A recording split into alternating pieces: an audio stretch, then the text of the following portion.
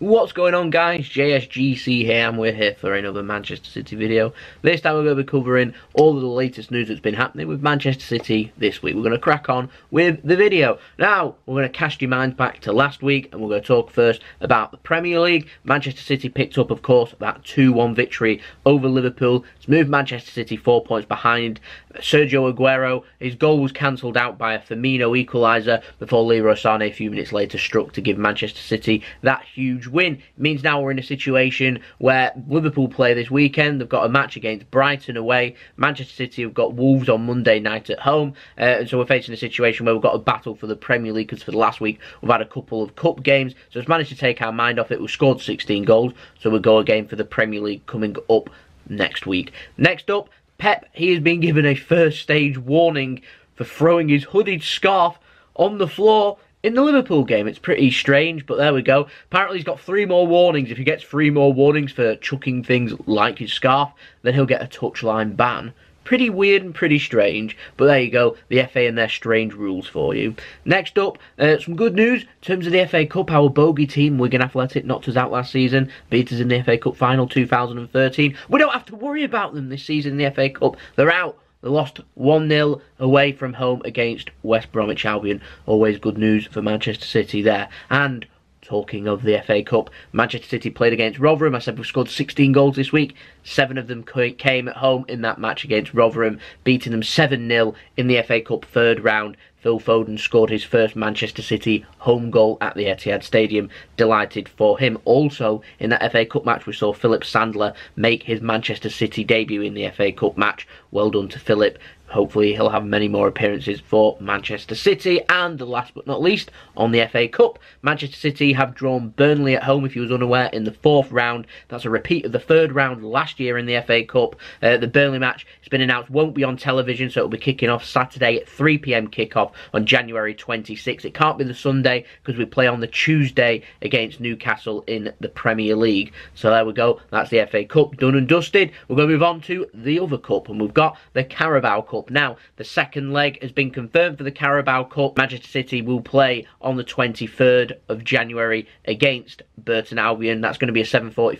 kickoff. That's the Wednesday. I said there was some confusion over it last week as to when that would be. It's been announced this week, the Pirelli Stadium. It will be the Wednesday, and on the Thursday you're going to have the return leg. It's Chelsea versus Tottenham. Tottenham, of course, 1-0 up in that match, and Manchester City will probably be meeting one of them in the final. We'll get to that in a moment, but first up, we've got an injury news update on Benjamin Mendy. It's been reported he is now 2 to 3 weeks away from returning to full fitness and returning to training, and seeing Benjamin Mendy in and around the Manchester City first team squad. So we're looking at end of January to beginning of February. We might even see him feature on February 3rd against Arsenal, or even the week after on February 10th against Chelsea. But it's welcome news with all the busy fixtures coming up with Champions League, etc, etc, and you're expecting Manchester City to probably be in the Carabao Cup final. All that's welcome news that we're going to be having our players returning back, and we've got all our players back, just Mendy and Bravo to go, so it'll be a welcome boost at left back to have Benjamin Mendy back. Feels like forever since we've seen Mendy, doesn't it?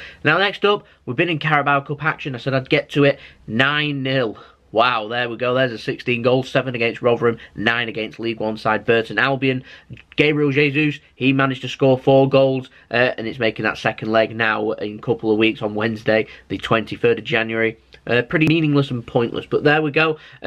We had another great performance. Always nice to see. We've seen VAR used a couple of times. I'd say 80 to 90% of VAR was probably correct that was used in this. It still needs a little bit of ironing out, in my opinion. It'll be interesting to see how VAR is used in the Champions League. If they can use it as well as what it was used in the World Cup, then surely the Premier League has to be copying that. At the moment, you've not got a referee looking at a big screen, you've not got the fans knowing, you've got the referee holding to his ear and waiting 2 minutes for decisions to be made. And even then, some of the decisions that's been made are a bit questionable. It comes with things like penalties not being given, when in actual fact you feel like they should or they shouldn't be given. And then you also get in offside decisions where they put in the weird lines, when theoretically, how long does it take to judge if someone's offside? They're either offside or they're not. You have a look at where the last man is in his position, you have a look where the striker's position is, and then you assess it, and if he's in front of the ball or behind the ball. It isn't difficult. I feel like they're making hard work of it, but that's English referees for you. But there you go. Spurs, there was a dodgy one with a penalty, and the offside, was it offside, was it onside? Very close decision.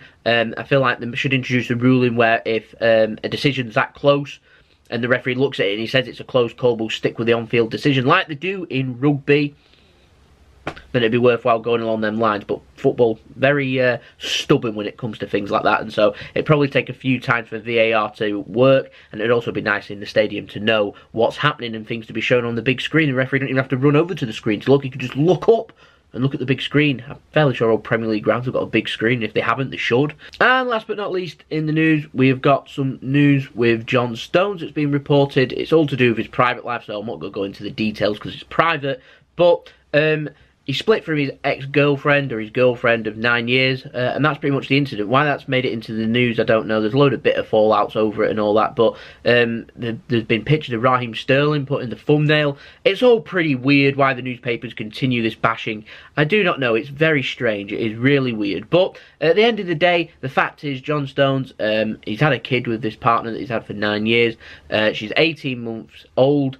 She's going to need a lot of support and loving and caring. She's going to need a dad around, so I'm hoping that John Stones, even though he's keeping things private, will do the right thing and continue to support his partner, ex-partner, and his daughter. And hopefully his daughter will be able to have a brilliant life. She's only 18 months old. John Stones earns a lot of money, so she's got a wonderful opportunity to be able to go and do what she wishes and live a good life. So hopefully the right things will be done. And even though the press are choosing not to do the right thing, hopefully John Stones will choose to do the right thing. So guys, it's been the video. I hope you enjoyed the video. If you did enjoy the video, leave a big thumbs up. Let me know your thoughts in the comments below. It's nice to be having Mendy coming back, isn't it, soon? But yeah, don't forget, subscribe, put your push notifications on. We are so close to 2,000 subscribers now. So close.